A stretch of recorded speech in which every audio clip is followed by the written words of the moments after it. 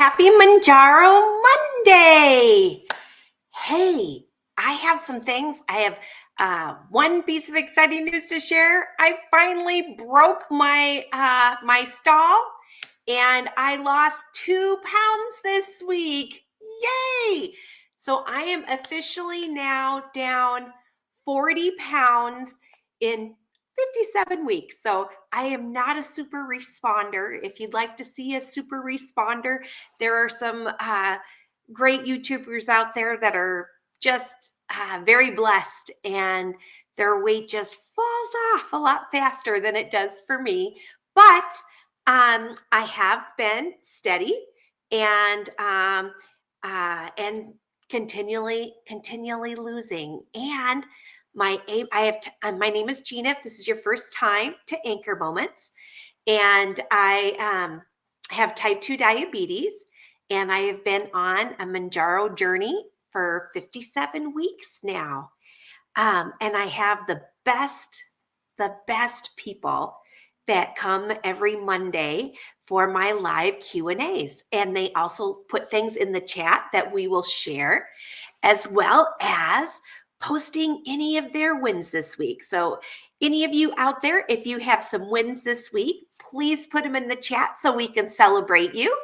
And today I'm going to talk about something that came to me as a question in a Facebook, came as a question in a Facebook group I'm a part of. I not only have type 2 diabetes, I also have lipedema. And I myself, if you're like, lipedema, what's lipedema? I never heard of lipedema either until I went to a vein doctor to have my veins checked before I could take hormone replacement therapy after having my hysterectomy that I had this last year. And I had my ovaries removed, and my hot flushes were just so awful, and night sweats and all the things that come with menopause. I talked to my doctor about hormone replacement therapy. And one of the things she told me to do before she would give it to me, because I have a really good gynecologist, and she really wanted to make sure that it's safe for me, because we're all different. We're all different. Our bodies respond to Mounjaro differently. Our bodies respond to all kinds of things differently. We're all a little bit different. And she wanted to be sure that hormone replacement therapy the benefits would outweigh any of the risks. So I had to see a vein doctor to make sure I didn't have any blood clots or any kind of issues that might be a problem with hormone replacement therapy. And when I went to the vein doctor looked at my legs and said, "You have lipedema." And I didn't really know what lipedema was, but then he showed me a poster of what it looks like. And, oh yeah, my legs look exactly like that poster, that I definitely have lipedema. And lipedema is a type of, it's a connective tissue disease that's, it looks like cellulite. Do you know 10 to 11% of women in America, in the United States, have lipedema? They just haven't been formally diagnosed, but it looks like cellulite that you can never get rid of. That even when you lose weight and you work really hard to lose weight, there's these fatty nodules that don't go away. They're kind of a harder. They feel almost like rice and hard peas in my legs, and I have some in my arms as well. And one way you can know that it's lipedema is it hurts when you push on it.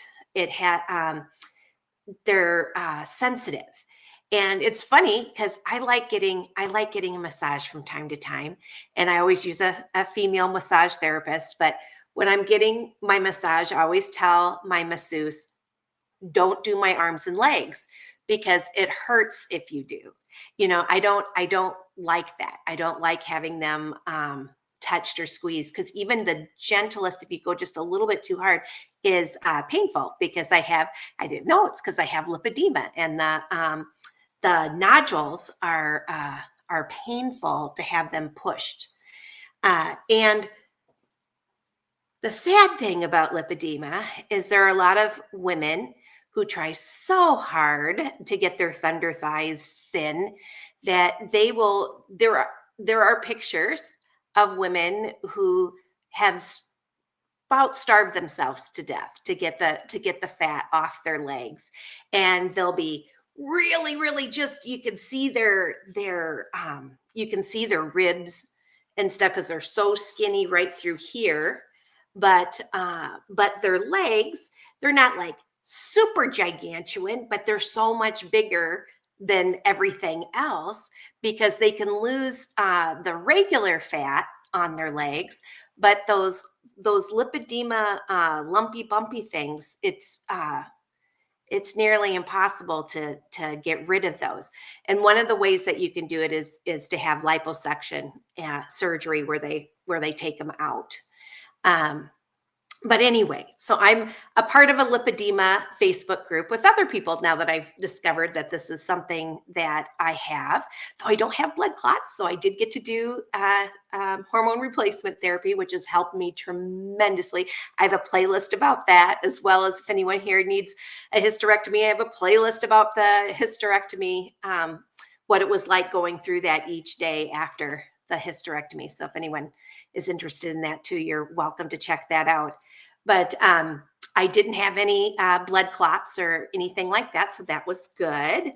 I do have chronic venous insufficiency, where I don't know, my veins are still a little weird, and not they're not perfect, but they're okay for HRT. So anyway, in this group, some women on lipedema were asking about taking GLP-1s like Mounjaro or Zepbound. And there hasn't been enough studies about lipedema, really. And Mounjaro and Zepbound are newer medications, though Ozempic and Wegovy have been around for quite a while now. Or Ozempic, which is Wegovy. So but Ozempic's been around for a little bit longer. But there hasn't been a lot of studies on the effects of taking GLP-1s with lipedema. There hasn't been a lot of studies on lipedema, period. So I'm hoping at some point there'll be some funding for that, and more things will happen. But someone had asked if there was any Facebook groups about having lipedema and taking GLP-1s and fasting. And I thought about that, and I gave a little response. But I've never talked about that in the 57 weeks that I've been doing my Mounjaro Monday lives, because each week I go live at this time.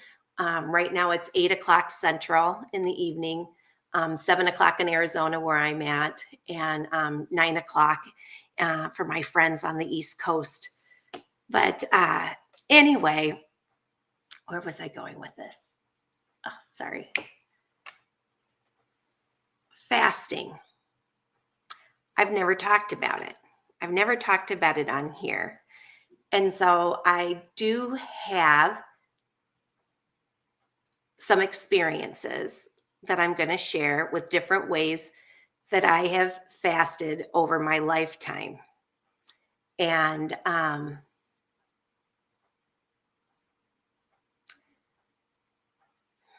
I am not a doctor. And my biggest thing to tell you, especially if you have type 2 diabetes, before you jump on any diet plan, especially if you have type 1 or type 2 diabetes, you really need to discuss it with your doctor.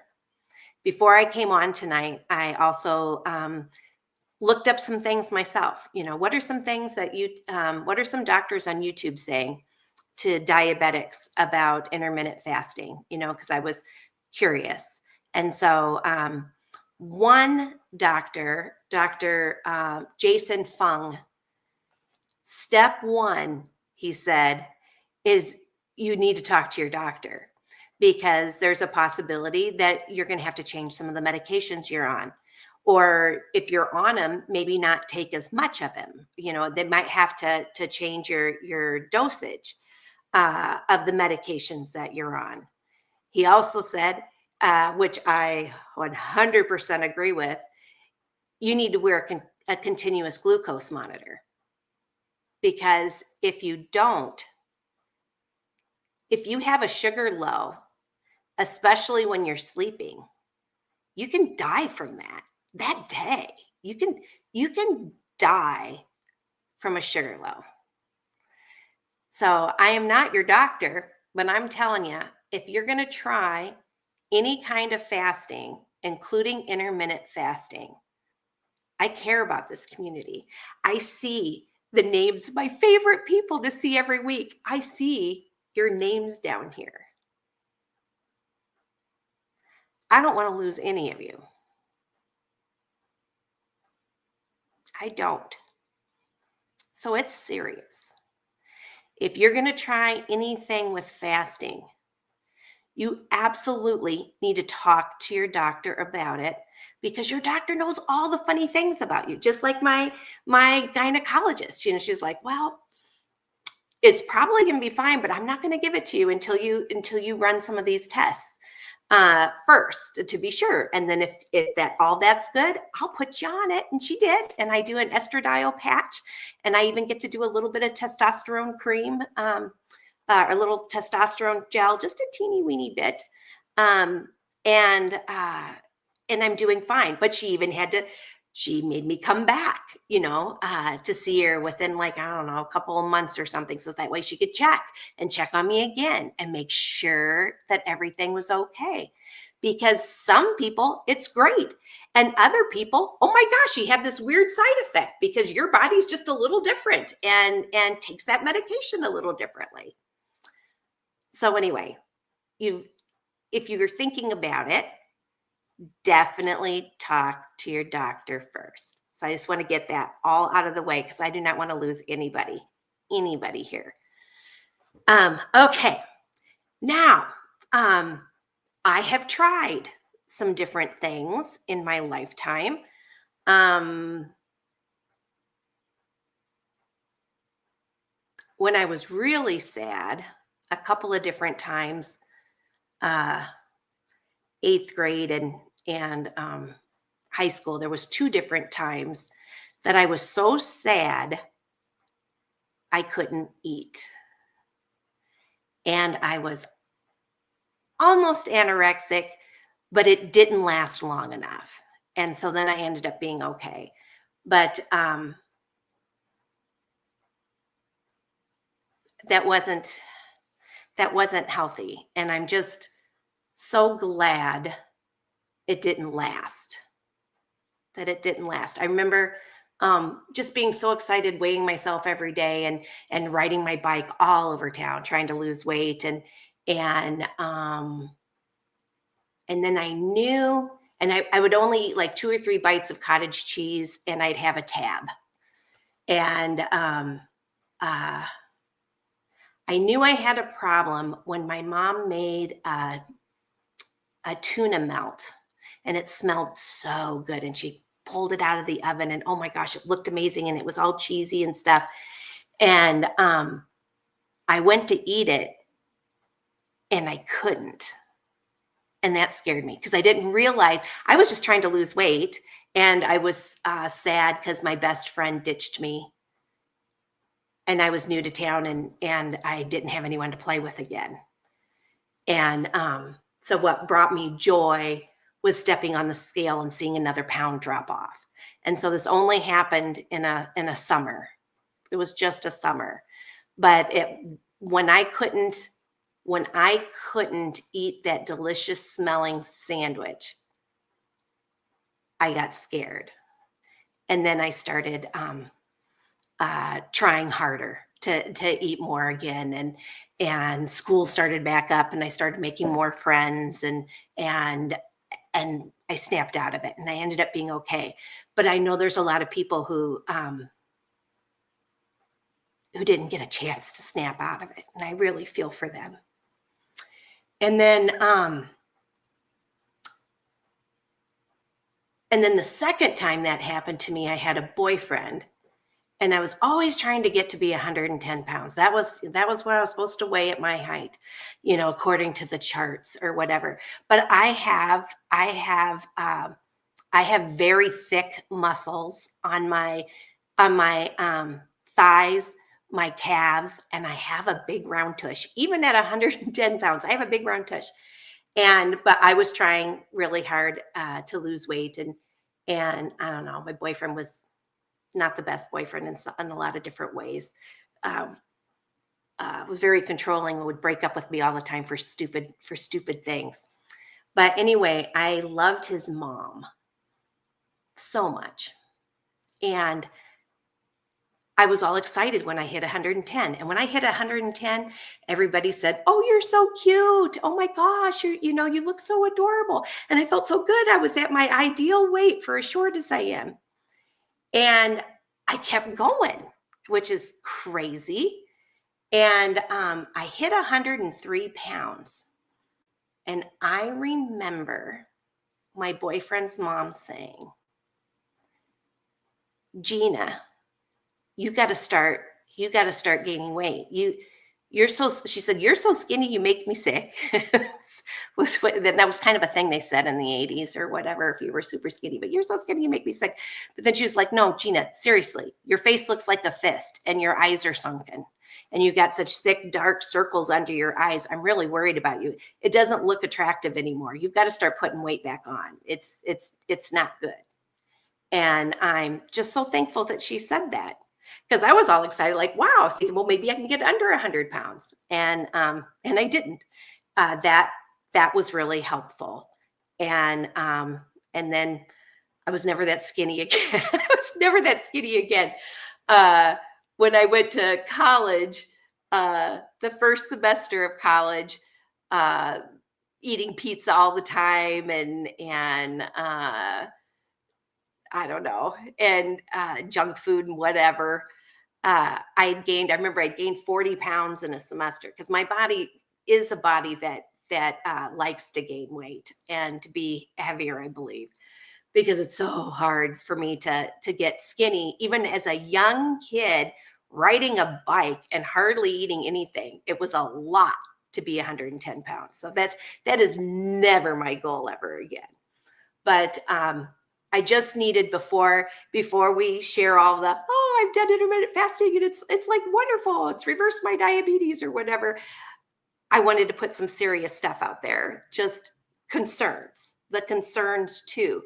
So that way, if anyone is thinking about doing that, talk to your doctor first, because there are some things that are good, that it might work when done correctly, and under a doctor's care, could be a really good thing.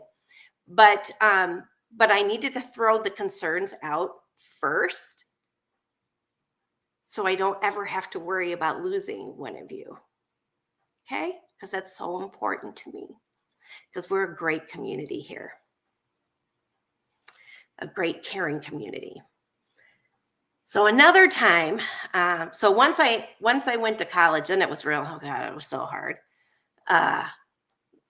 It was hard. And before I met Jeff, I tried to lose, I was my senior year in college, and I was doing my student teaching, and I moved out to Arizona, and I had put on, I had put on like this 40 pounds. It was like so hard for me to get it off. And I really wanted to get to that stupid 110, trying so hard.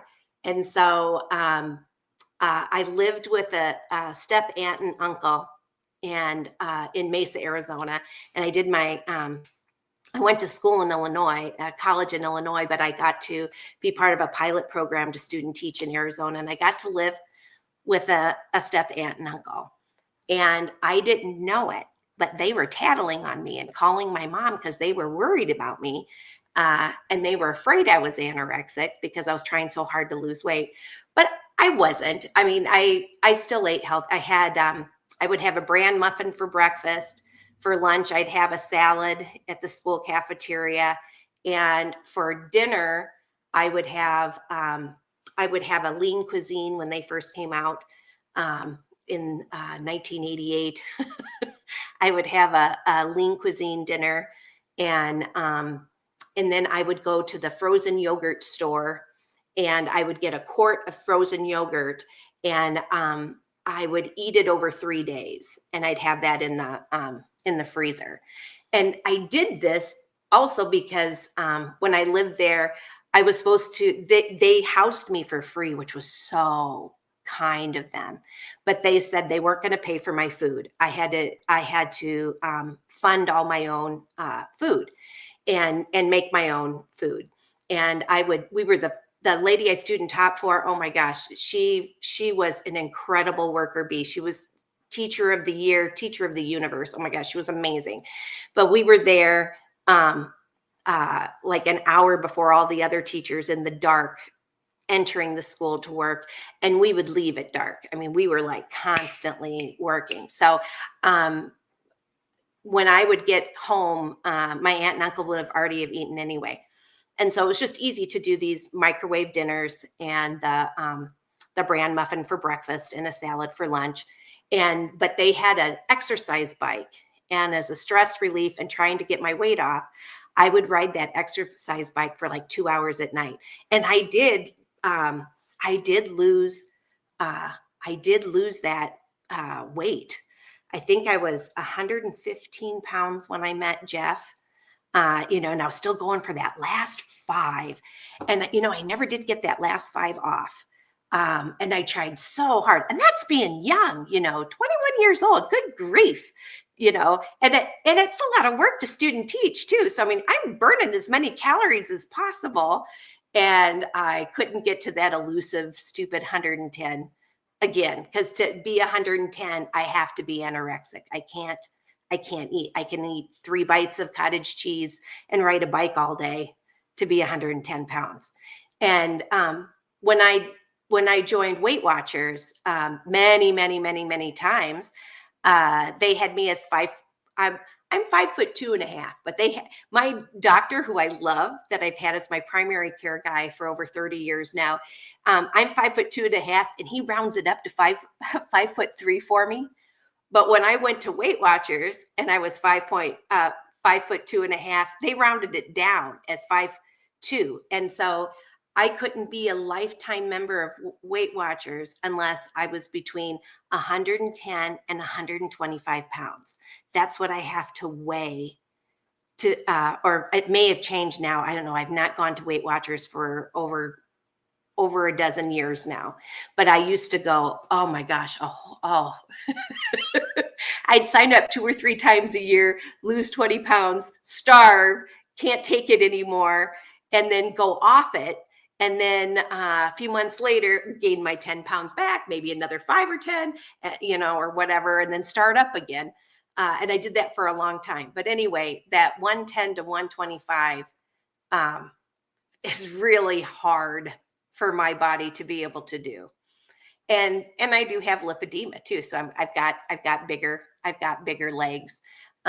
They weren't as lumpy bumpy when I was younger, but over the years, they're lumpy bumpy big legs. But anyway,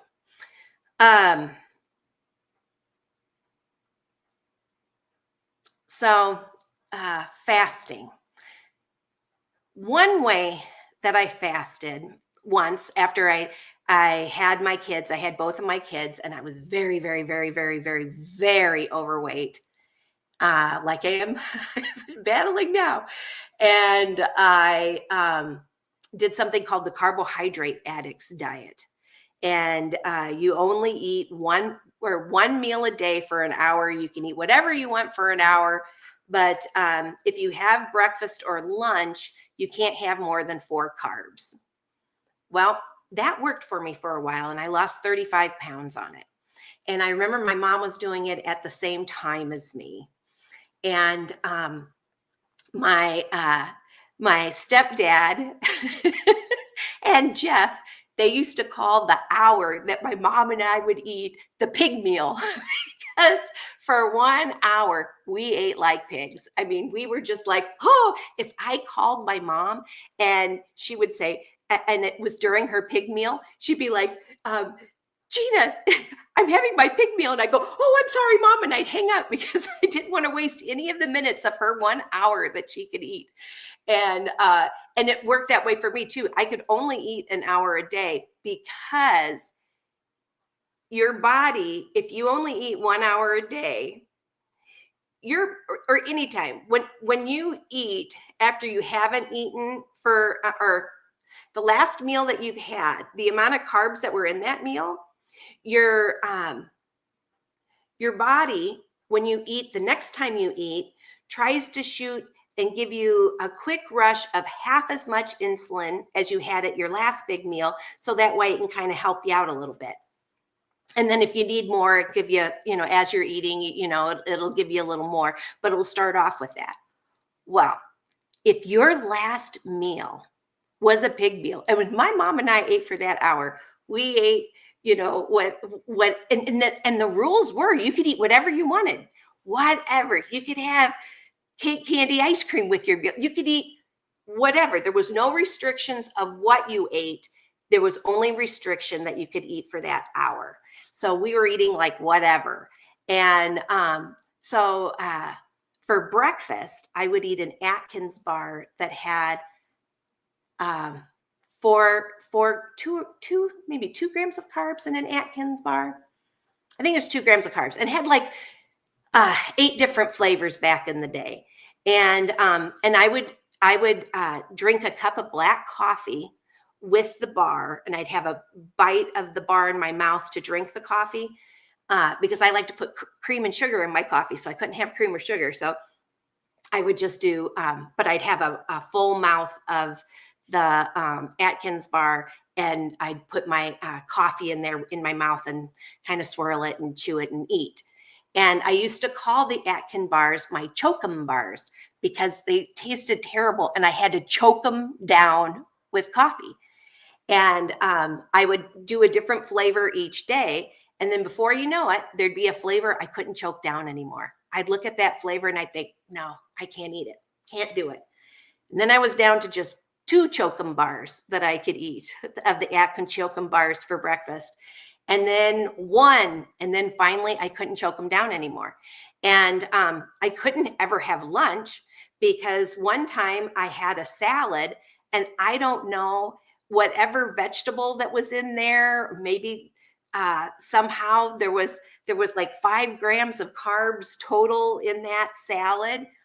Oh my gosh, you'd be so hungry. You'd want to eat your children because the last time you ate, being that pig meal, when my pancreas would shoot out half as much insulin as I had in a pig meal for a 5 carb salad. I'd be just starving. So I couldn't eat a salad for lunch either for the fear, because it was just so make me so painfully hungry to have an extra carb in there and have to be able to stop.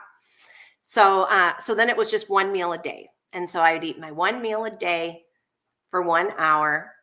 And I lost 35 pounds.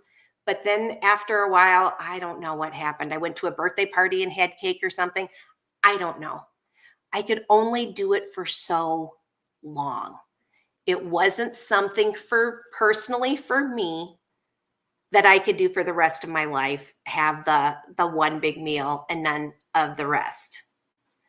And so when I went off it, and my mom, she lost a bunch of weight for a while there too, but then it wasn't something she could do long-term either. And then we just gained all of our weight back. What a bummer. That was a lot of work. And we gained our weight back. Then what I do have documented on this channel, I have a playlist where my husband and I did a 4-4-4 plan. And I got, my brother was doing it and doing really well. and during the pandemic, and he lost 60 pounds before my daughter's wedding. And I remember thinking, whoa, what in the world did Mikey do? And so I had to call him up because he lives in Illinois and I'm in Arizona, and call him up. And I was like, hey, Mike, mom says you lost 60 pounds during the pandemic. What the heck? What are you doing? Because it was 2020 when everybody was gaining weight. Like, how did you lose weight? And then he told me, that he was eating 400 calories 4 times a day, 4 hours apart. And he called it the program. And he said, and those 400 calories could be anything. You could have 2 Pop-Tarts. And then Jeff was like, you could have 2 Pop-Tarts. I like Pop-Tarts. Yeah. So he's like, that's like the Pop-Tart diet. I could do that, Cheetah. I could still snack at night, and I could have 2 Pop-Tarts if I want to. Actually, I never really took that seriously because I knew that just having Pop-Tarts for a meal would not be healthy. Right. But it sure does open up a lot of different other possibilities. It does open up other possibilities. So we decided we were going to give that a try. And so we did. And, Jeff lost 72 pounds doing the 4-4-4 plan. And I lost 47 pounds. It took a while. I think we started. My mom's birthday is at the end of September, and that's when I called her and found out my brother was down 60 pounds. And my daughter's wedding was October 17th. So, anyway, it was at the beginning of that very beginning, around the 1st of October, we tried it and thought, well, maybe we can at least lose a little bit of weight before my daughter's wedding. Right. And initially, it does kind of come off a little bit faster for you because you're not eating as much stuff. You're automatically not eating as much carbs because Jeff and I, we were doing this is 2020. We were doing what everyone was doing. We're baking cookies. We didn't have any flour. Making bread. We didn't have flour. I know. Don't you remember? But I know. But then we did finally get some flour because I remember making a really big round loaf of bread because I was so excited. I was finally able to find some yeast, and I was able to make a homemade bread. So it was that time, and so anyway, we decided we were going to do this. And so when you are been eating maybe 3,000 calories a day and you switch it to 1,600, you're automatically taking in probably less carbs and the water weight from when you eat foods that are not very nutritional dense can give you water weight too. So some of it, I'm sure, was water weight that flushed out of us. But I lost 8 pounds by the time of my daughter's. Yeah, yeah. So we did it all of October, all of November, December, January, February, March, April, May, June, all of June. Okay, 9 months. To try to figure out how long were we doing the 4-4-4 plan? 9 months. And what really helped us to stick with it is we started it like around the 1st of October, and on the 13th of October, where I just lost 8 pounds really fast. The first 8 pounds came off fast. That's when I got the call from my doctor's office that I had flaming diabetes. I had from not having diabetes to an A1C of 10.2. I had double my fasting blood sugar. Your fasting blood sugar is supposed to be less than 100. And mine was like, I don't know, 220 or something like that. It was over 200. And your fasting blood sugar is supposed to be less than 100. I mean, I had flaming diabetes. And my doctor called me in and was like, whoa, we got to help you out here, honey. Here's all the stuff, the finger pricker things and here's some metformin. And then we're going to start you on metformin. And then later we're going to have to put you probably on something else. And you really need to change your diet and exercise. And then the best thing that my doctor did is he said, and I want you to take a 6-week diabetes class at the hospital. It's run by 2 registered dietitians and they're phenomenal and your insurance will pay for it. And so I said, okay. And started doing the 4-4-4 plan. Now, my registered dietitians, they were great with it. and because I told them this is what I had been doing, but they said, don't do two Pop-Tarts for your 400 calories. They talked about, eating healthy and eating more vegetables and lean proteins and the plate method, where half your plate is vegetables and you have a little bit of starches, which are your carbohydrate things, and some protein and maybe a little bit of healthy fat, and eat healthy, and you can have some fruit if you want to, but and they said, I could do that 1600 calories was fine, and to do it 4 times a day, 4 hours apart. They were really cool about that too. And then also my brother had said once a week you could have a break day where you could eat whatever you want for one day. And then but he told us later that you gain a little weight sometimes with the break day, and then you have to try to re-lose that. So he started doing it where more like a break meal or whatever, or maybe skip a week and not necessarily do it every week. And so we would do a break meal once a week too, where we'd go out to dinner and eat whatever we want at that one meal. But for Jeff and I, we knew, when we started it and doing, one day that you can eat whatever you want, and we were eating too much. We pretty quickly switched to a break meal. Yeah, to a break meal. Instead Yeah. of a whole break day. Mm-hmm. And it did, like I say, and it did work for us. It did work. We were able to handle it for 9 months until we went on vacation with my family. And oh my gosh, it was so much fun. We had I don't know what, 20 of us all sharing a big giant house, college kids as well as grandma and grandpa and those of us our age. We weren't grandma and grandpa then yet. And it was really fun. And it was for 8 days. And when I came home, I had gained 11 pounds.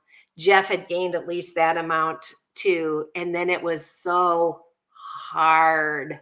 And it was hard mainly because it was the psychological effect of, I messed up, Yeah. It wasn't so much, I think I probably could have still just kept it up. Except for the fact that I felt like a failure. Yeah, so there's all the emotions and stuff that's part of that too. And then getting used to when you don't eat a lot of processed food, because we were trying to eat healthy whole foods as much as possible for our 1600 calories. And we never counted the calories of vegetables. We always call those freebie foods, and we still do. The low carb vegetables. Yeah. Bell peppers and that kind of thing, and lettuce and stuff, spinach. I'm not counting the calories on that. Eat as much of that as you want. Yeah. Tomatoes. We even bent the rules a little bit on baby carrots, I think. Oh, I know. Even carrots, because I did it for Weight Watchers used to have their freebie foods or whatever too, or 0 calorie or 0 point foods. I don't know. And so I followed that, and we could have carrots. Oh, okay. I think it was my brother who said there's calories in those carrots, because my brother, he counts every calorie, even if it was in a vegetable. And don't forget, I used to have my freebie food apple once a day. I had an apple a day that I wouldn't count. And your brother or your mom or somebody was saying, my mom was so worried that Jeff was too skinny. And that wasn't the reason I started doing it. I know, but she was worried. She's like, "You're starving him, Gina. You're short. You can have that amount of calories. He needs more calories than that." My thinking was, I don't want to get to the point where I say, "Oh, I'm not going to have an apple because there's too many calories." I want to be able to say, "Oh, you know what? An apple's off the table, so to speak. You can have the apple no matter what, and then you can eat your 1600 calories and don't have to think about having to substitute the calories of an apple for chocolate covered almonds or something like that, Yeah. So anyway, so it did work for us for 9 months until we went on vacation. Then it was kind of hard to go back on, but we're still similar-ish, because I'm where I do best is when I write down my food. I really do. It makes me accountable. Like I say, this week I lost 2 pounds. So it does make me more accountable when I write down my food. And I make sure I always eat at least 1,000 calories, that I never go lower than that, because if you consistently do that, there's a couple of things that can happen to you. Number one, you can you'll lose muscle mass with your you can lose a lot of muscle mass with your fat. And those of us who are taking GLP-1s, a lot of us, I still get hungry, you guys. I don't know. I've never had where, oh, I just so full I just can't eat. That's not been my case on Mounjaro. However, it stops the food noise, so it's easier for me to not snack because I'm not thinking about food all the time. Unless I see food, then it's the seafood diet. But if I'm not around, like sitting right here with Jeff, I don't see any food. But if Jeff were to open up a candy bar and start eating it in front of me, and I can smell that chocolate, and I'm watching him, I might want to bite, or whatever. Where I'm We not have hungry. candy bars? We do not have candy bars. You're doing the where are the cookies? Sorry, that was a reference to a different time. Yes, exactly. I told that story once too when I was on Weight Watchers, and I came home from work. It was before I had kids, and I came home from work and I was just starving, and I wanted something delicious and tasty, not something bland. I wanted cookies. I wanted cookies. And when Jeff came home, I jumped him and knocked him down on the couch, and I started shaking him. Where are the cookies? Where are the cookies? And Jeff was like, oh, there's cookies. There's cookies. We have cookies. We have cookies. We didn't have any Where cookies. are they? Where are the cookies? So that's always our inside joke. And my daughter's 30 years, so it's been over 30 years that's been an inside joke with us about where are the cookies when we're really craving junk, but and there is no cookies. But anyway, Mounjaro really does help me, so I don't feel like snacking all the time, and as long as I'm not, sitting next to someone who's eating something very tempting and calorie wise, and I'm good. I'm good. I don't need to snack. But when it's time to have a meal, lunch and dinner, especially, my stomach will tell me, oh, I'm hungry, and I'll eat I can eat a healthy meal. So Mounjaro has been very helpful for me that way. There are some people, though, that it just totally takes away their appetite, and they don't feel like they can eat at all. Like food does not appeal to them. So it's just like my gynecologist saying, I don't know if I can put you on hormone therapy yet, Gina. Let's run some tests and make sure that you're a good candidate for it. And then once I was on it, hey, I don't know if it was 6 weeks later. I don't know, but I don't know, 6 or 8 weeks later, I had to have she told me when she gave it to me, and you're going to have another appointment with me because I want to check in on you. And so I had to come back like 6 or 8 weeks later, and she gave me a thorough examination and asked me a lot of questions to make sure it really was working well for me. So anyway, if you've not started a GLP-1, know that it's a little bit different for everybody, and it changes. After time, your body gets used to it. So a lot of times, if you do have side effects, sometimes your side effects start to go away, and it's just a temporary thing. That's why they start you on 2.5 milligrams of Mounjaro. It's the same shot, but 2.5, and I'm on 10. So that's more. Yeah, that's 4 times the amount of the starter dose is what I'm on right now, is the 10 milligrams. And I don't get a stomach ache from it. I'm fine. I do have to stay ahead of constipation, though, and I'm very aware of that. But I stay on top of it. So that way it's not an issue for me anymore. But it's not an issue for me anymore because I do things to take care of it before it happens. I stay on top of it. So anyway, for my buddies who don't feel like they can eat when they're on it, you need to discuss that with your doctor, because you don't want to lose a ton of muscle with your fat. You're going to lose maybe a little bit, because like someone was saying, if you start off and you're 400 pounds and you have to move your body 400 pounds on and move, you need some bigger muscles to move around. And then when you're thinner, you don't need so much muscle to carry your body around. So, I mean, it's okay to lose a little muscle because that's natural, but you don't want to lose too much muscle. And there are plenty of things you can look on the internet where they've called it Ozempic face and Ozempic butt, where people lose a lot of muscle even in their face and in their tush. So you want to be sure that you are eating enough, and you're eating enough protein and exercising and eating healthy. But if you can't eat 1,000 calories, you need to talk to your doctor about that, because maybe you need to be on a lower dose. Or maybe if you're on the lowest dose, maybe you can talk to your doctor. Maybe you should do the shot every 10 days instead of once a week, because you need to eat. You need to fuel your body, but you need to fuel your body with healthy things. And so that... Because your body will eat your muscle if it doesn't have anything else. Right. It will. And sometimes it's eating your muscle along with your fat, which is like crazy. You think, especially those of us who are really overweight, like, come on. I got so much fat. Like, come on, you can take care of some of the fat on this arm. Why are you going after my muscle? But I got all this fat. Take care of the fat first. But it doesn't necessarily work that way. If I'm not taking enough protein, I guess there's not enough protein in the fat to burn off the fat. It's got to take some muscle along with it. So you really, really, really, really, really, you need to eat healthy. That's all there is to it.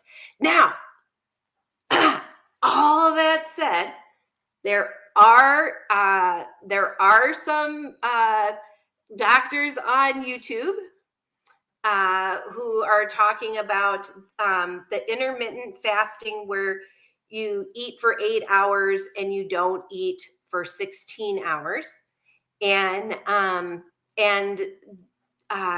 But like the one that I said, Dr. Jason Fung, but he said, step number 1, you talk to your doctor about it, because your doctor might have to change up some of the medicines that you're on. There's different things. So talk to your doctor about it first, especially if you have type 1 or type 2 diabetes. You got to talk to actually it was a type 2 diabetes channel, I think, but you have to talk to your doctor first when you have type 2 diabetes if you want to do the intermittent fasting, because there may be some things that need to be changed up, medication wise and other things. And they, and I think you need to have that. And Dr. Young's, Jason Fung, also says you need to be wearing a sugar monitor if you're going to do it. So that way, if you do have a low blood sugar, you're going to get an alarm to know that you're going to eat before you dip any farther and could have a deadly event. You've got to take care of yourself. There's things. There's things. So I just want to say that to all of you. Now, I don't know. Oh, I have another friend who is... you have a lot of friends. I do. I was a member of the Chandler Chamber of Commerce for a long time, and I did a lot of stuff with Girl Scouts for the state of Arizona for a long time. So I do have a lot of friends, and I work at the Y. But I had a friend who was very, very, very, very, very, very overweight, a very huge man. And his doctor sent him to a registered dietitian. And that registered dietitian told him to fast for 12 hours every day. And she said, so like if the last bite of your dinner is at 7 o'clock at night, don't eat again till 7 o'clock in the morning, because that'll give your body an opportunity to, number 1, have a break. So your pancreas isn't having to keep shooting out, insulin and stuff and all this stuff. Give your digestive system a break for 12 hours. And it's also a break. Isn't it also a break from inflammation caused by sugar in the blood? Yeah. And it helps with inflammation with a lot of things. And the 12 hours. And so the reason and that was one of the things I started writing about in that lipedema Facebook group, was like, hey, I have type 2 diabetes and I have lipedema and I'm taking Mounjaro. and I have a thing that I talk on Mondays, but I haven't talked about this. I haven't mentioned it, but yeah, I kind of mentally do that. So I guess I do like a 12-hour fast because I think about my male friend who lost a lot of weight, and he was just so uh, he had a lot of health issues, and it really helped him when his registered dietitian gave him that advice. And I don't know if he's diabetic or if he was pre-diabetes, but I mean, he was really, really, really big, and it made a big difference for him to have that 12 hours. And I thought, oh, that's a good idea. So I just kind of naturally do that. So I do 12 hours, but I'm eating at least 1,000 calories, if not 15 or 16. I don't know. I and then there's days that I don't write it down and we go out to eat and I'm not sure how many calories, but I'm somewhere between 1,000 and 2,000 in a given day. Um, uh, so I'm not too low when I'm giving myself 12 hours that I don't that I don't eat. But before you even do your 12-hour thing, ask your doctor. Be sure. But that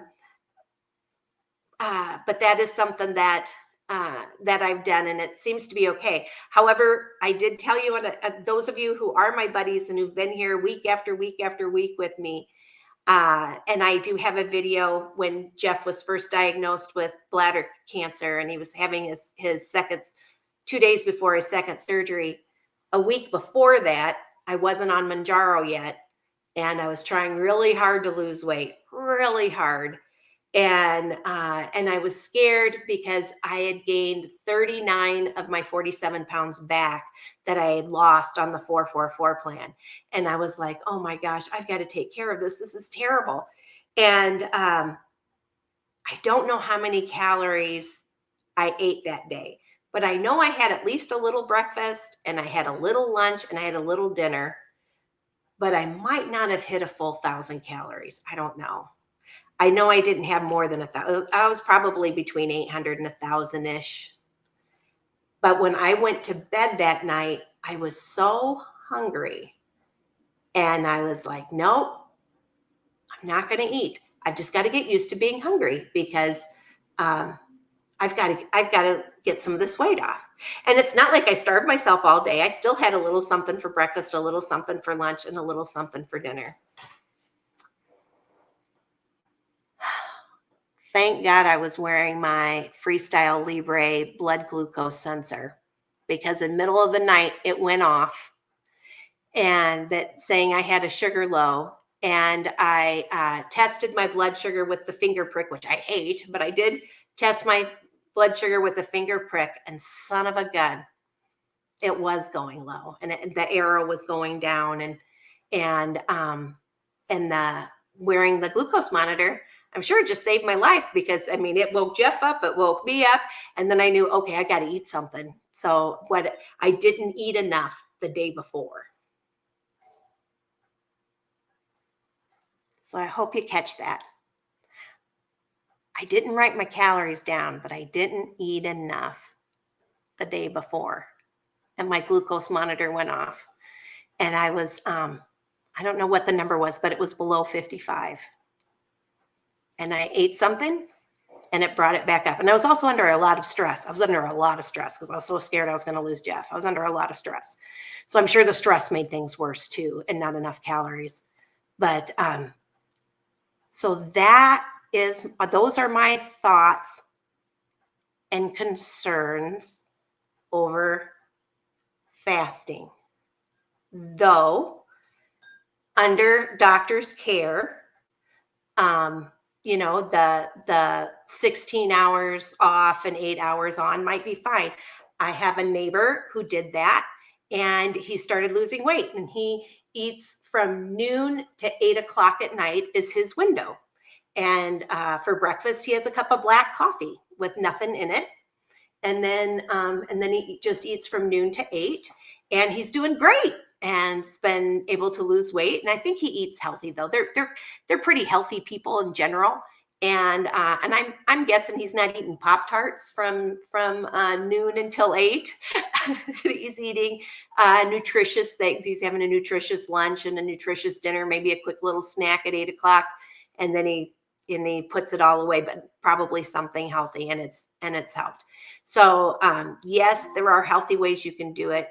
Yes, there are healthy ways that your doctor, under your doctor's care, it may help you reverse your diabetes. There's plenty of people who are really excited about that. And my best advice is when someone's really excited about it, see if they're still doing well 3 years later, and 4 years later, and 5 years later. Is it something they can continue doing? And that's what I'm trying to do right now this time. And it's all documented. I'm here with you guys every week, and I never lie to you. I'm always honest with you. Because I do care about you. And sharing my story helps one person out there. There's just one person, and it helps their health or their spirit. It's worth it. The power of one. It's worth it. So those are my thoughts. And I know it was a little long today, but I worry about some of those things. Now I can tell you, being on Mounjaro and eating healthy, even though my weight loss has been slow, steady, but slow, steady with,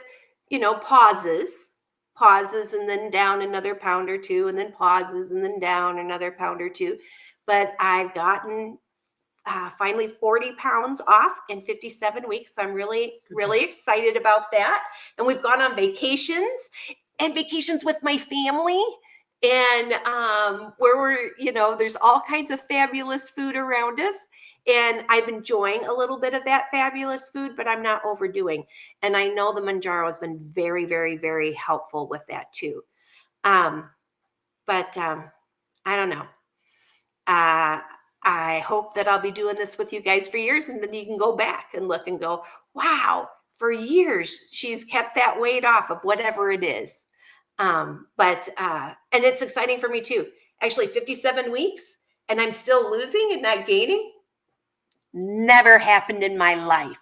Never. The longest I ever was able to do was that 9 months on the 4-4-4 plan. And that was because we were afraid that I was going to lose kidneys and stuff with my diabetes because it was so flaming high. And Jeff was really actively involved with me because he didn't want to have a wife die early, because of diabetes. He wanted to be there with me, and he'd all of a sudden had gained a lot of weight, and it felt good for him to start taking it off with me. So we've been working on this together, and we're hoping this time it's forever. But that's why we're being more realistic with things, and allowing, when we're on vacation, if Jeff sees a fudge shop and he really wants to have some fudge and we're on vacation, if he wants a little fudge, he can have a little fudge, but he's still going to go walking with me. And we're only going to have one meal that maybe we're eating out, and then 2 meals we're eating in the van. And we're going to bring a lot of healthy things in the van to make sure we have at least 2 healthy meals a day and exercise. And then hope we lose all the weight we need to lose, but we keep it off forever. All right. That was a lot of You should stuff. probably read your comments. I know. And now I'm going to the comments. And by the way, you're going to take your shot tonight, right? Yes. And I got my shot right here, and I took it out of the fridge. I asked her, so she won't forget. And Nathan, I now know, you know what? When I take it cold out of the fridge, even if I don't get a red dot, I feel it, and it stings if it's cold. So I'm not doing it cold anymore. I'm okay if I don't feel it. So I took it out of the fridge. So this way today I could have an unpainful shot. And now I am going to read your comment. Oh gosh. Hey, and we got my buddy Logan in my house. Logan, I am thankful for you and all our Anchor Moment community. You guys are just precious, and I'm so glad you're on this journey here with me. Hey, hey, hey, we got Mindy in the house. And Robin, yay, she's reading chapter 5 of Alan Carr's Easy Way to Quit Emotional Eating. And she's almost at chapter 6. She had to stop to tune in here now. She'll be done by tomorrow. And you know what? This is really important that Robin's telling me this. Robin's going to be my guest on this coming Sunday we do a book club, a weight loss book club on Sunday afternoons, 2 o'clock Arizona time, which is 3 o'clock Central, 4 o'clock Eastern, and 9 o'clock in the UK. So my UK buddies can be here too. And Robin's going to be my guest. So I'm so excited. And Robin quit smoking. She smoked for 27 years.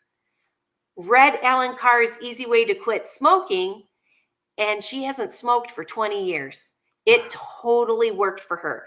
So she is going to really read, the book carefully and then share with us her thoughts on Alan Carr's emotional eating stuff compared to the stop smoking stuff. So I'm really excited to have her as my special guest this Sunday. So you guys don't want to miss that. She's going to be awesome. And we got Mindy. Oh, we're just a super, super friendly group saying hi to each other.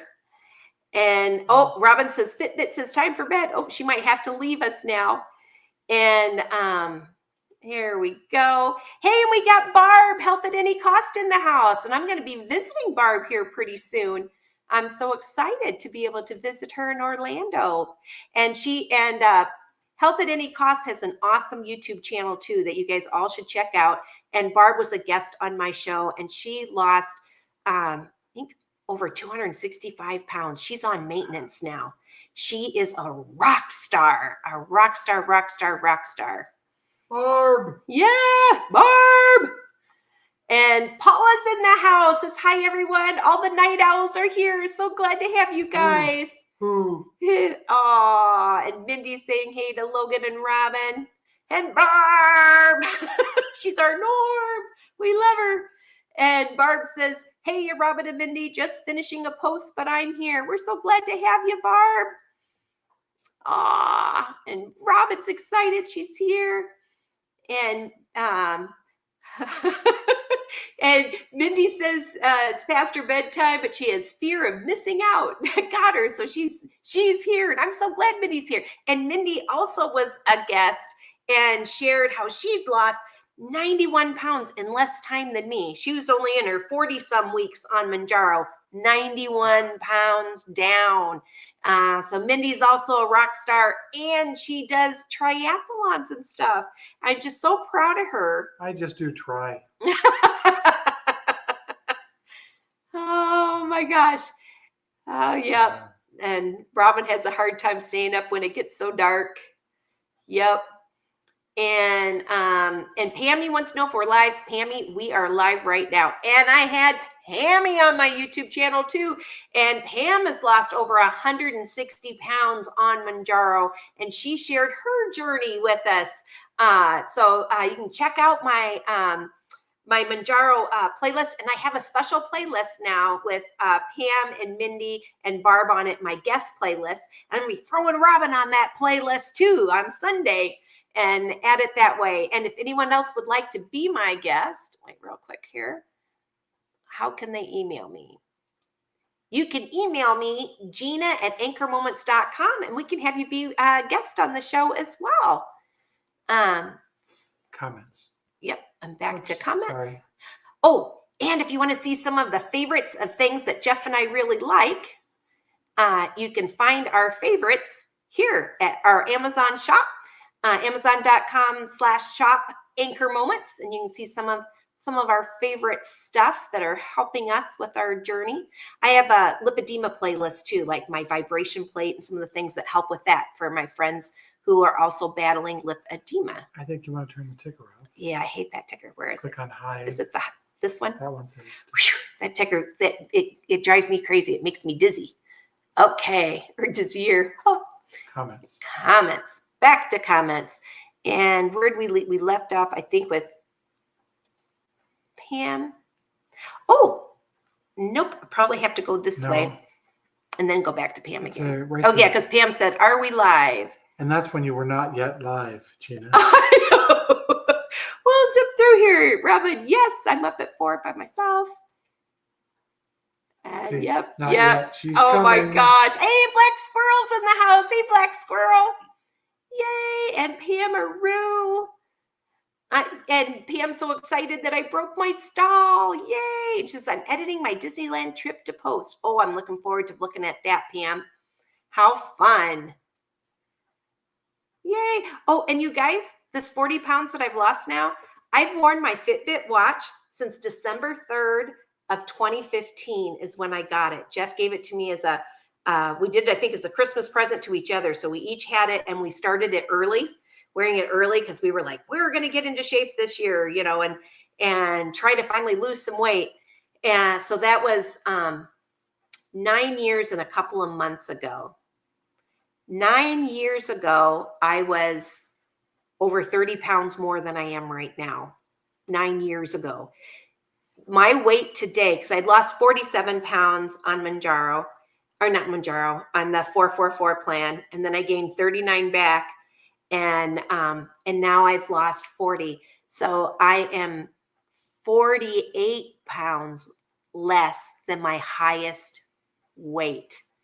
And the scale, what the scale said today, I have not weighed this number in probably over 10 years because I have it all documented for 9 1/3 years or 9 years and 3 months, 2 or 3 months ago. I was over 30 pounds more than I am right now.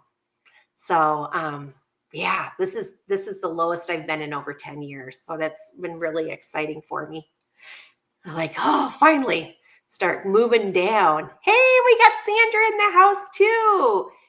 And Pammy says, just left the doctor and she asked if I wanted to titrate down again. I'm at 5. I said, no, thank you. Yeah, because it's nice having some appetite suppression, even as you maintaining. And Logan says, everyone, when is y'all's birthday? Mine's in July, Logan. September. Yeah. And Pammy says, I'll stay at 5 longer. You know what? I don't blame you. I'll probably, once I lose all that I need to, I'll probably titrate down and then stay around 5 or 7.5, whatever it takes that I don't have that food noise come back, you know? But my stomach still growls when I'm truly hungry. Yay. And Naturalista's in the house. Hey, good to see you, Naturalista. And Pammy says it was so fun to be able to walk easily around Disneyland. And there was less turnstiles than I remember. And the one I went through, I was so excited about gliding through. I know, that's a non-scale victory for sure, Pam. Thank you for sharing your win this week. And that's a fun win. And Mariana says, great, yay. I'm down 25 pounds since October, been up and down. Hey, that's fantastic though. Good job. Good job, Mariana. Pammy says, I need to figure out a day to go live. That's not when one of our other GLP-1 YouTubers are on. Several are on many times a week. Yeah, and I'm Sundays and Mondays always. Sunday afternoon for the book club, and then Mondays for my Mounjaro Monday lives. But yeah, there's some people that are doing every day of the week. I'm not to that point yet, but every now and again, if I have something extra special, I'll pop on an additional day as a bonus. And Barb, Health at Any Cost says, Pammy, you can't see my huge smile about your trip to Disneyland. I love it and totally get the fun day you surely had. Yeah, Barb's a big time Disneyland friend too. She loves everything Disney, and she lives in Orlando. So she gets to do the Disney World stuff too. And you guys, and Pam has a YouTube channel as well that you can like and subscribe. WLS GLP-1 Pammy. Did you read this one? And she says, this Saturday, I got the results of my vein ultrasound. The doctor says I have lipedema. I thought so, Pam. I want to say when you were on my show, you mentioned that your doctor was like, wow, you're so thin. And you could see that your sternum, where, so you've got, your ribs, and your sternum is that little piece right here in the very Between your rib center cages. between your rib cage, that you can see that without your shirt on. You can see that. It's so hard. Lipedema is so hard. But if you can see your sternum, you are totally as thin as you need to be. Oh, yes. That you don't need to lose any more weight. And that lipedema, I'm hoping that they'll come out with some other things that can, other than having to do the Vibration plate. the vibration plate's fun and easy and feels good. The liposuction. Liposuction is how you can get rid of the lipedema nodules and bumps. I'm hoping at some point they do more research and they come up with something else that maybe can break it up that wouldn't require surgery. I don't know. I'm looking into some of those kind of things. I don't know. But the vibration plate does help, and it's supposed to help it to not grow anymore, which is nice too, because lipedema is something that can grow as well. And sorry about that, Pam. I had a funny feeling, though, that might be the case. And I'm glad that I talked to you about it and you got a vibration plate, because that will help. That does help. And Barb has lymphedema, different but similar, yes, and can causes swelling. And I'm sorry about that, Barb. And Mindy says, my win. I was out running and my neighbor, who I haven't seen in a while, didn't even say hello. After I passed her, she shouted, Mindy? I ran back and she confessed that she didn't recognize me. I'm like, yeah, 2 weeks ago you were down 91 pounds, Mindy. Oh my gosh. And it hasn't even been a full year yet. That is so funny. But yeah, go Mindy, go. Yay. And Pammy says, we have a specialist here, so I have to go to Beverly Hills, and they say liposuction is one of the treatments, but not covered by my insurance. Yeah, there's a bunch of people in your situation. There is a lipedema Facebook group. I think I have your email now, Pam, because you were on my show, so I'm sure I have your email. So I'll try to find that group and send it to you. And the lipedema. Lipedema.org with the Lipedema Foundation has a lot of information on there too that can be helpful. But yeah, the surgery is really expensive, and a lot of the time, a lot of health insurances don't cover it. But that's how you really get rid of it if you want to get it gone. And Logan says hi to you too.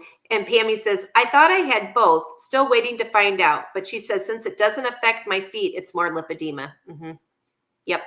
My feet don't, I mean, it takes a lot to make my feet swell, but my legs, and you can see that little cuff at the bottom.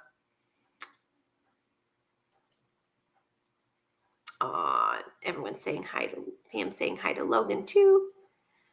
Logan, we are always so excited to have you here with us this PM. Yay. Mindy, my neighbors walked past me twice now. Oh my gosh, so Pam's having the same issue as Mindy. They're not recognizing her. And Mindy says, my neighbor said the only giveaway was my red hair. And Logan says, my aunt is counting carbs. Yep. That's a good thing to do when you have type 2 diabetes, is counting your carbs. Absolutely. And Pammy says, it was too cold when I saw them walking into the store to stop them, but I will next time. Yeah, to say hi. And S. Private's in the house and says, I follow Dr. Mindy Pels and Dr. Jason Fung. Yep, Dr. Jason Fung was one of the guys I listened to today. And I do fast 8 p.m. to noon the next day. 8 p.m. to noon the next day. Mindy is great as she focuses on women, and Jason because he focuses on diabetics.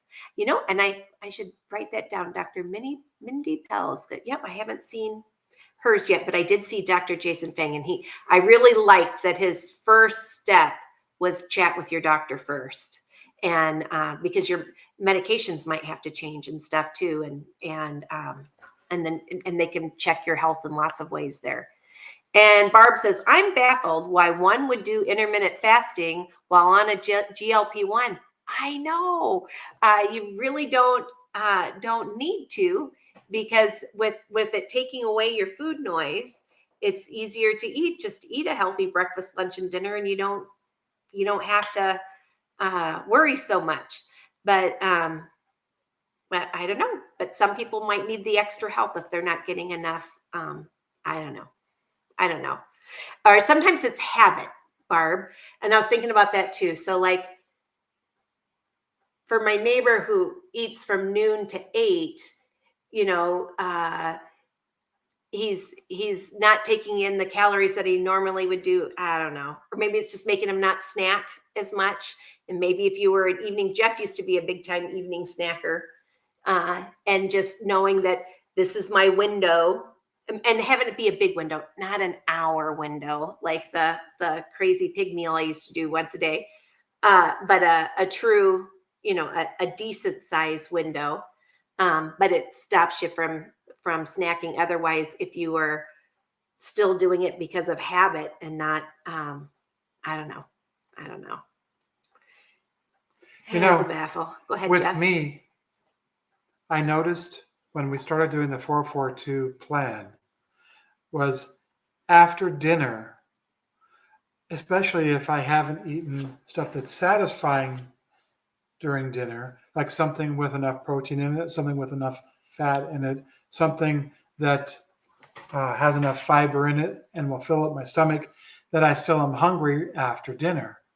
And that just sends me off, or used to anyway, sent me off into a spiral of eating a little more, then eating a little more. And during the 444 plan, what I said to myself was, I just had dinner. I know I have enough calories waiting for me for my snack time. If I can just wait that long, I can wait that long. And waiting just a little bit of time and reassuring myself that I can still have a snack later, as long as I wait until my snack time, it made it easier for me to resist just continuous eating after dinner. Oh, eat something that's high calorie and low nutrient and low dense and low volume, and then just eating. Yeah. Yep. That related to something you were talking about. I don't remember what it was. Oh, the intermittent fasting. Mm-hmm.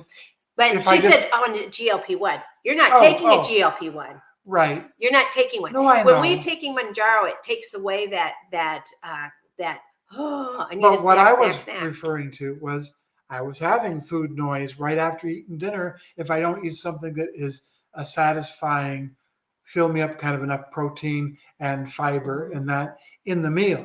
Because if I eat something that has enough protein, have some, like those servings of chicken with a salad, and it just, I can say, you know what, you really did. If you eat so fast, Jeff, you're not really feeling that you're full right now. Just wait a few minutes, and then you'll be able to ignore the food noise that's telling you to keep continuously eating. And it helped him to know that he still would at least get to have one evening snack time. Yeah. Right. But a planned calorie count for it. Yeah, with whatever calories are left. And so I don't want to eat all my snacks after dinner. Yeah. Because then we started changing it so we'd have more like 600 calories with dinner. So dinner would be more satisfying. And then it was a 200 calorie snack. And then I would put it into my watch to give me a little alarm so I would know when it was time for snack time. So I wouldn't miss it. Right. And I knew that I was guaranteed. Yeah. And like Pavlov's rewarded for not just continuous eating. Right. And he couldn't eat until he felt the vibration. No, that was good. Pammy says, for me, I really have to watch the carbs too, Logan. I feel the blood sugar go up and down, mostly because I had gastric bypass. Oh yeah. And that'll make you a little more sensitive to carbs too. And Robin says 20 below wind chills here tomorrow. Oh my gosh. She's going to stay inside. She is in Minnesota. We're going to visit Robin sometime in Minnesota, but not till the Not summer. in the winter. Not in the winter, but maybe in the summer sometime. Hmm. Summer or fall. And S Private's here and said, I started Mounjaro when you did and am up to 15 milligrams and wear a CGM, which has helped me monitor my foods and weight. I'm down 80 pounds. That's so awesome, S Private. I appreciate your vids. I'm also type 2. Congratulations. That is fantastic. Wow. 80 pounds in 57 weeks. That's fabulous. That is, and still healthy because they say, 1 to 2 pounds a week is healthy weight loss. So, you're doing spectacular. Good job. And Pammy says, wow, I fasted once for 72 hours in April 24th or April 2024. No. Wait. Yeah, because it was, 25. So, right. April of 2024, because it was 72 hours. So it couldn't be just that one day. Right. Oh, I don't know if I'd go 72 hours. And Barb says it was 86 here today. Oh, so it's getting warm in Florida again. Good to know when we right go. here is right now it's 63. Wow. And S Private says, before fasting, please listen to Jason Fung as well as Mindy Peltz. It really helps to understand what happens when we fast. Yeah. And Dr. Fung says, also talk to your doctor before you start, especially if you have type 2 diabetes. But, but he is for it. He is for it. But you still need to be careful while you're doing it. And Pammy says, wow, Barb, it was warm at Disneyland on Saturday as well. S Private says, yep, talk to your doc. Ask them if they know of Jason Fung too. And if not, recommend him. Yep. He's got a big following too. And Debbie says, I want to pick up my Mounjaro tonight. And it was $400 copay. Wow. I don't know why I didn't get it. Yikes. A $400 copay. I don't know. I don't know. Definitely call your health insurance provider and find out what the scoop is. And Pammy says, "Oh no, Debbie," and maybe your coupon, if you had a coupon, maybe that coupon expired, and you can see if there's another one. I know I had a special coupon at Costco. They helped me with Mounjaro. And then when that one disappeared, there was another one I was able to do. So also talk to your pharmacy about any coupon kind of things as well. And ask your health insurance. I hope that gets changed. Sorry about that. That's disheartening. Debbie says, I know, and I was due to take it yesterday. Oh, that's a bummer for sure. And Logan says, it's been 8 weeks since my surgery, Gina. Yeah, how you doing, Logan? Are you feeling all better and running around and playing outside and stuff? I hope your surgery went really well. And S Private says, Debbie, do you use a coupon? Did it expire? Yeah, that's the same thing. I'm wondering. She says, no, it's a Medicare plan. Was only 12 last time. Wow, that's a big difference in price. I don't know. But you definitely need to look into that. And I'm going to pray for you that it works out because that's a big difference. He said the pharmacy should know why. Perhaps donut hole. That happens sometimes. That happened to my dad too. When he'd hit the donut hole, he'd just go off Mounjaro. And when he hits the donut hole. And Debbie says, they don't know. Gonna call insurance tomorrow. I'm so upset. Sorry. Oh, I'm sorry, Debbie. And Cindy says, hi, beautiful people. Yay. Good to have you here, Taz's mom. And yeah, and everyone's saying hi to Cindy. And S Private says, I'm so sorry, Debbie. Hopefully it'll get cleared up tomorrow for you. Yeah. Black Swirl says, thanks for sharing your story, Gina. I still remember the taste of Tab. Yeah, me too. It was the first diet pop. Tab, yes. In a pretty pink can. Yeah, it feels so cool drinking it. This, like Tab. Yeah. And Cindy says, hi, Mindy, Barb, and Pammy. No, yeah, where's Nathan? Where's our buddy Nathan? Oh, gosh. Dr. Mindy Pels is big on fasting. I don't recall her talking about people with diabetes, but I may not have watched her show when or if she did. She had a book out too. Yeah, definitely though, you've got to talk to your doctor, your personal doctor. And that's what Dr. Jason Fang said. That was his first step to do. Number one, talk to your doctor. Be sure all your medications and all that, because there are some medications you're supposed to take with food. And if you're taking medications, maybe you're supposed to take one at breakfast and one in the evening or whatever, and it's supposed to be with food. Well, you can't take medicine that's supposed to be with food during your fasting window or whatever. There's things. It's always good to talk to your doctor about that kind of stuff. Cindy says, Deb, I had to pay $450 because my new deductible started over. That happens sometimes too. S Private says, yeah, she touches on women with diabetes in a few videos. Fung really talks about it, but between the both of them, I now understand fasting. Well, that's good. And Debbie says, Taz, I'm sorry, I don't have a deduct on this plan, but I'm wondering if they changed that. And Pammy knows of Dr. Fung too. Hey, Nathan's here. We missed you last week, Nathan, and everybody was asking about you. You can go watch the replay, and everyone's like, "Where's Nathan? Where's Nathan?" Oh my gosh, glad to have you back, Nathan. He says, "I meant hello." And S Private said, "Weirdly, getting diabetes type 2 taught me how to eat better." Me too.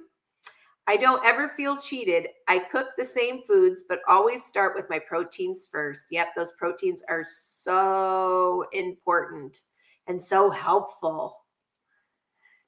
And Nathan says, hello, MJF. I missed y'all. We missed you too. Family says, I definitely feel like Dr. Fung and Dr. Peltz together give great info. Oh, good. Good to know.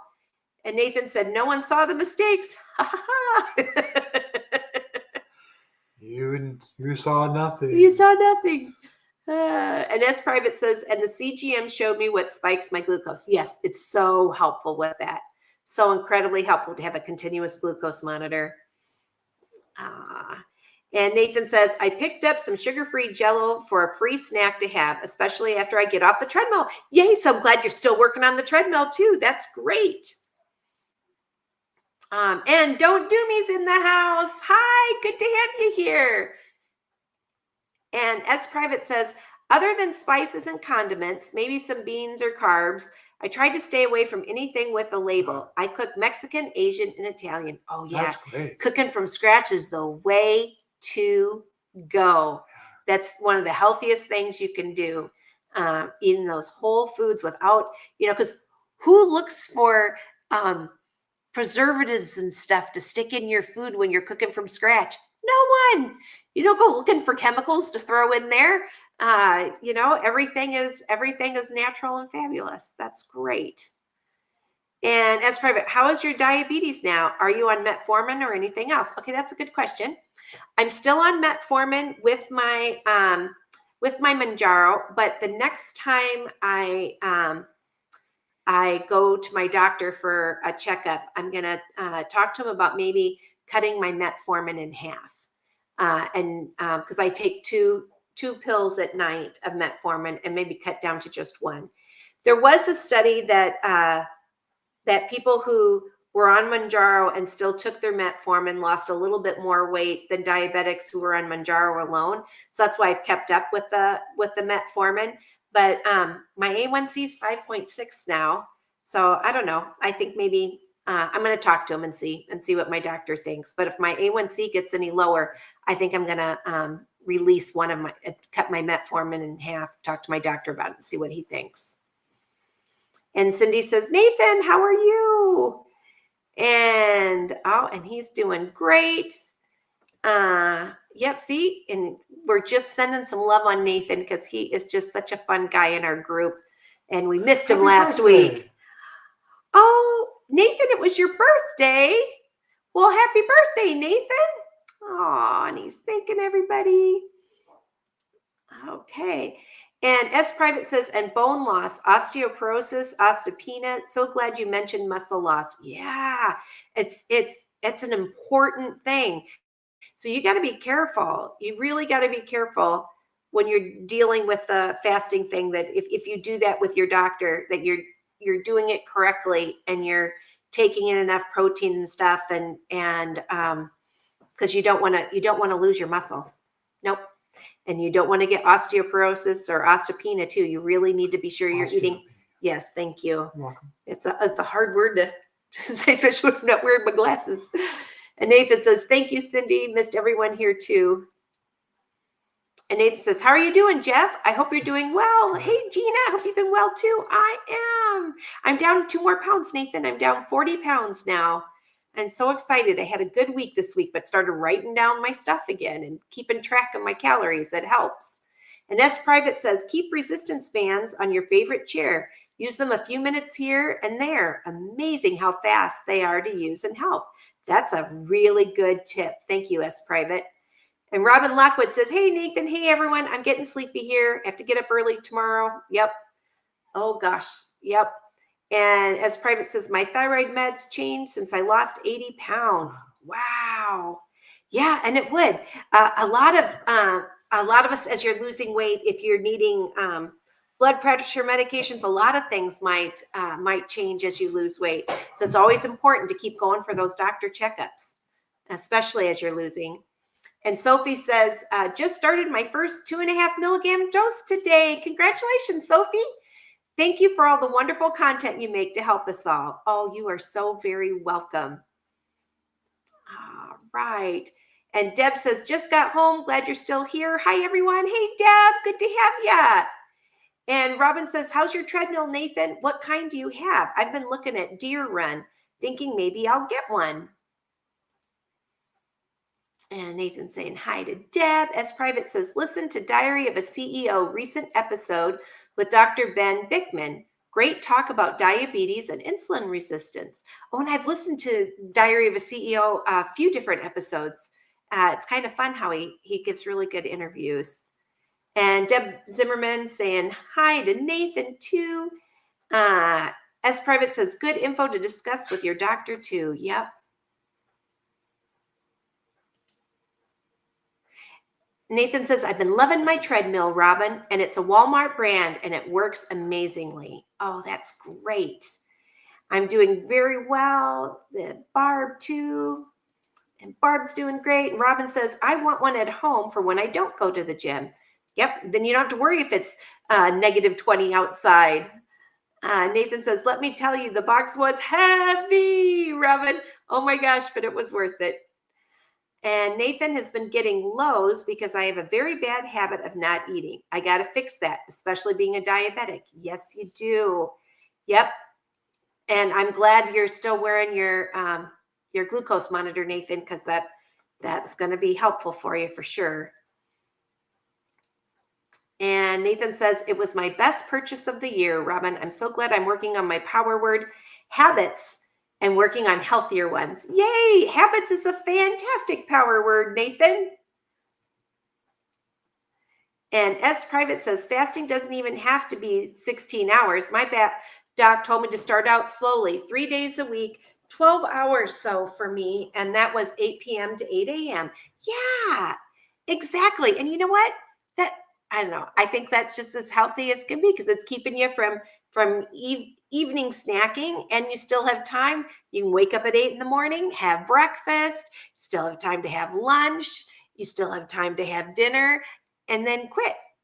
And then if you're stopping the evening snacking, that'll be helpful. And I think it is good for your body. The 12 hours, it shouldn't be too bad.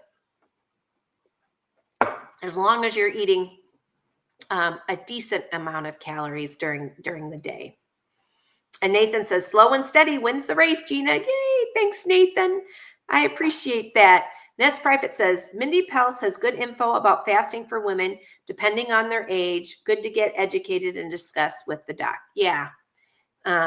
it's always good. And anything that you hear from my Anchor Moments community and from me, you take it to your doctor, and we'll give you things to talk about to your doctor, because you can take one of these ideas and go, wow, this is working for somebody here on the Anchor Moments community. Doc, would that work for me too? What do you think?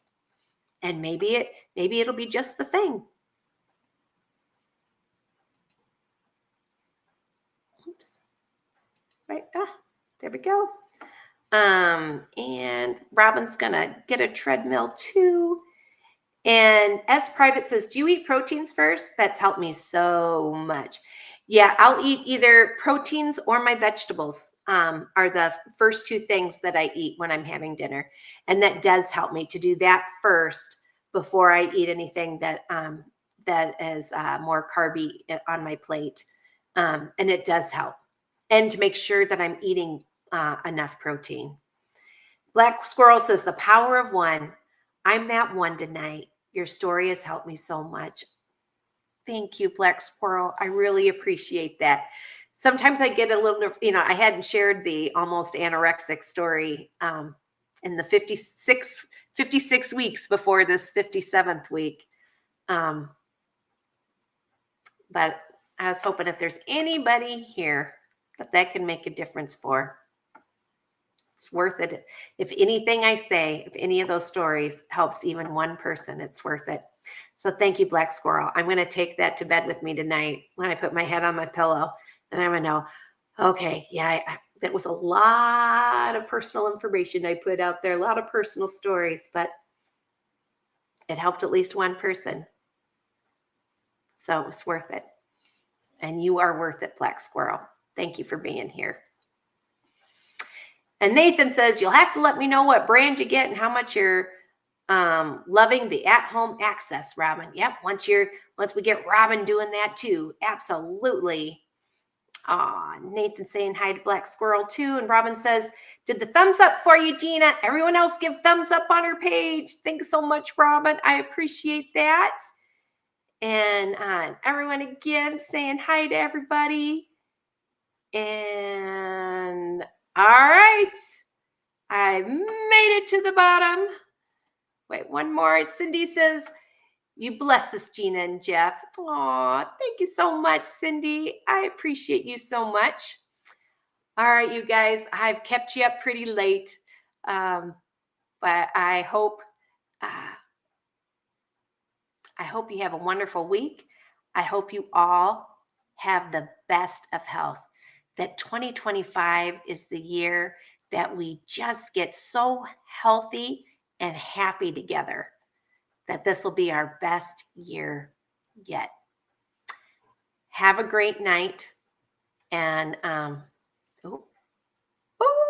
might be on my show. She sent me an email. I hope so. Oh, did I skip some, Gina? What did I skip? Oh, I don't know what I skipped. Oh, wait. This one from Nathan says, I usually don't eat breakfast, and then I sometimes skip lunch. See my bad habit? I'm going to try eating some cereal or even bread and butter with a cup of coffee in the morning. You know what? There's a cereal that I really like, and you can get it at Walmart, Nathan, as well as Costco. Not year-round at Costco. They'll stop selling it here pretty soon. But it's called Catalina Crunch, and it's a high-protein, high-fiber cereal. And it tastes like Cinnamon Toast Crunch, and it's delicious. I mean, it's a little bit thicker than Cinnamon Toast Crunch, but that's what it's supposed to taste like. And it was created by someone with type 2 diabetes, and or at least type 1. I don't know. He's diabetic, and he created the recipe. So it is a very healthy recipe with 110 calories. Half cup of it has 11 grams of protein and 9 grams of fiber. And you put it with a half cup of Fairlife milk that has extra protein in it. Oh my gosh, you are good to go. And it's delicious. So highly recommend that.